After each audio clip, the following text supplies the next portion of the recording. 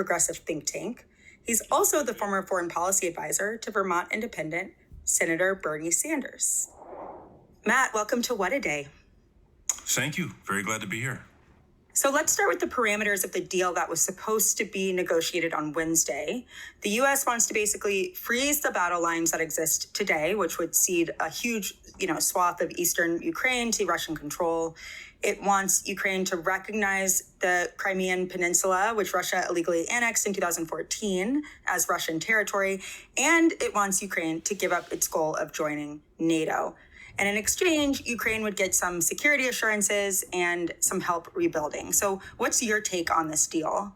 I mean, listen, let's just first say, I think no one more than the Ukrainians wants this war to end. But in general, this is a deal that seems to give Russia an awful lot. And Ukraine relatively little. I mean, you say security assurances. There are, as I've seen the agreement, there are no hard security guarantees. Obviously, the agreement not to join NATO. And let's say, I don't think anyone seriously thought, Ukraine was ever going to join NATO. But there are some security guarantees short of NATO membership. I think that could make this a better situation and make it a better agreement for Ukraine to agree to.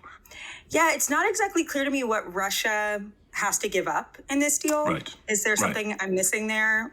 What do they actually have to sacrifice? No, you're not. I mean, what Trump has said in his statement, I think on Truth Social, whatever it was, and others in the administration have talked about swaps of land. It's like, what is Russia swapping? I think this is a one-sided swap, is that Ukraine is giving up portions, of basically the eastern third of its country, including Crimea.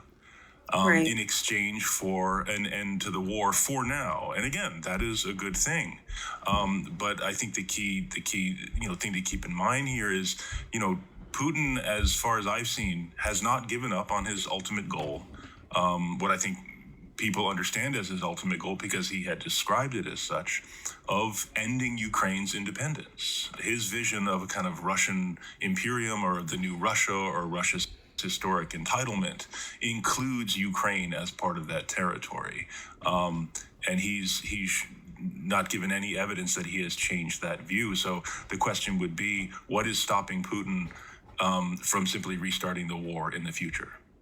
Zelensky insists that Ukraine will never recognize Crimea as part of Russia. He said that mere hours before this statement by Vance came down. Is that a little fantastical at this point? Like, realistically, what are Ukraine's chances of reclaiming that territory, do you think?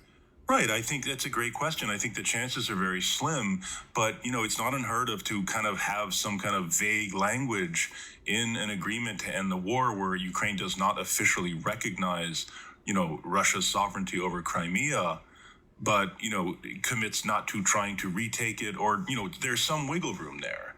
But as of right now, Trump and others in his administration really just seem to be putting the screws to Zelensky and the Ukrainians to accept a peace that could very well be temporary.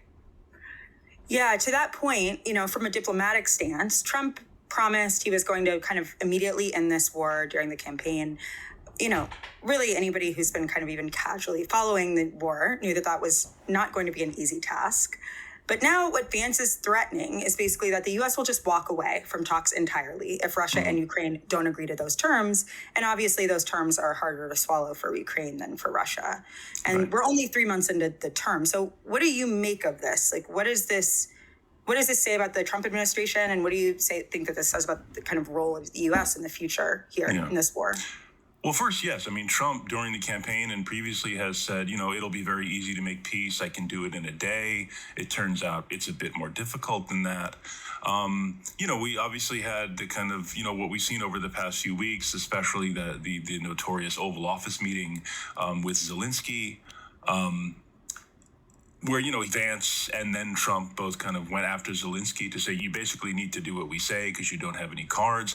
I think Zelensky, in the wake of that meeting, very wisely showed that he is interested in peace. He is ready to negotiate a real peace. He's been engaged in the talks, like, for instance, that have been going on in London with the United States, UK, France, and Germany. It is the Secretary of State, Marco Rubio, who decided not to attend those talks. the concern that Ukrainians have had, and this was something that was actually shared by the Biden administration, is that Putin wants this to be something that is negotiated between Russia and the United States. He believes that Russia is a great power and the United States is a great power, and it is the job of great powers, the right and the entitlement of great powers, to simply determine the future of less powerful countries. And unfortunately, it seems that Donald Trump also shares this view. But I think that not only is that, I think, unethical and unjust, it will not lead to more stability. It will lead potentially to more war. Yeah, it's interesting you say that, because we saw Trump lash out at Zelensky on Truth Social on Wednesday, saying he was prolonging the, quote, killing field. Mm-hmm. How do you sort of see Trump's repeated insults against Zelensky and apparently, favoring of Putin in these negotiations as kind of part of this broader worldview? I mean, you mentioned earlier that this comes down to just sheer power, basically. Right. And that is sort of how he's been playing this. Right. I mean, it is very notable that he has been telling a story about this war that is a lie. He has said that, the Ukrainians started this war, Zelensky started this war. It is Russia that started this war. Now, I think it is possible to have a real discussion about, Russia's own, legitimate security concerns, Putin's own, concerns about Russia's security and the arrangement of Europe without, acquiescing to Putin's version of events.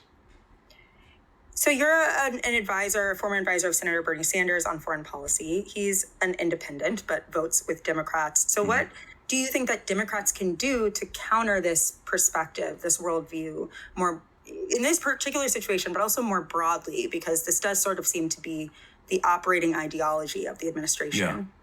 Well, I think what Democrats can do is to just uphold international law. I mean, the right of countries not to be invaded by their more powerful neighbors and have chunks of their land stolen is a pretty foundational concept in international law. And I think if we want to live in a world of rules, instead of a world where might makes right, I think it is important to continue to press that point.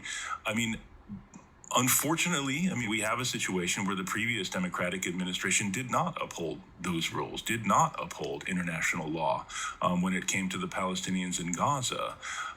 So I do think Democrats, need to do a bit of self-criticism here and acknowledge that the previous Democratic administration really failed in this respect. But as we kind of look forward and try to articulate a vision of America's role in the world, a more peaceful, stable world where people live with dignity and real security, I think upholding these rules for all, for friends and foes alike, is really the way to go. So Ukraine is in a pretty tough spot right now. It is reliant on U.S. aid to keep up this war. It is in this existential standoff with Putin. And now Vance is saying, and the administration is saying, like, take it or leave it. If you don't take this, we're out, right? So what do you think that Ukraine's going to do? What kind of options do they really have here? You're right. They're in a very tough spot. I think what could help the Ukrainians is for the Europeans to really step up, as we've seen some of them doing. Not enough, and it's been very slow. But I think it is starting to dawn on our European partners that they really are going to need to do more. The question is whether they can do more quick enough, whether they can provide enough aid quick enough. Should the United States decide to walk away, and we should all understand what walk away means. It's to just kind of step back and let Russia continue to roll over Ukraine and achieve Putin's ultimate goal, which is to end Ukraine as an independent country. Matt, thank you so much for joining us. Very glad to be here. Thank you. Hey, subscribe to our channel.